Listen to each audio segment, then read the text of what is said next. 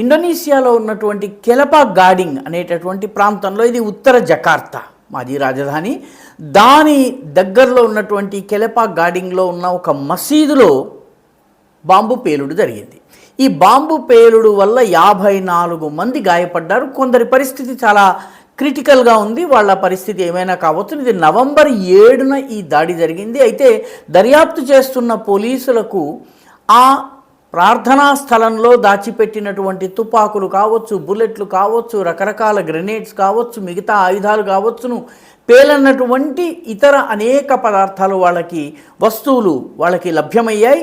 ఏదో ఒక ఉగ్రవాద సంస్థ, దానికి సంబంధించినటువంటి ఏజెంట్లు ఈ మసీదుని కబ్జా చేసుకున్నారా అన్నటువంటి అనుమానాలు వ్యక్తమవుతున్నాయి. ఇండోనేషియాలో జమా ఇస్లామియా అనేటటువంటి ఉగ్రవాద సంస్థ ఉంది. ఇది బాలీలో గతంలో టూరిస్ట్ స్పాట్ బాలీలో బాంబు పేలుళ్లను నిర్వహించింది, మిగతా ఉగ్రవాద కార్యకలాపాలను నిర్వహించింది. ఆ సంస్థే ఈ పని చేసిందా అన్న కోణంలో ఇప్పుడు దర్యాప్తు జరుగుతోంది.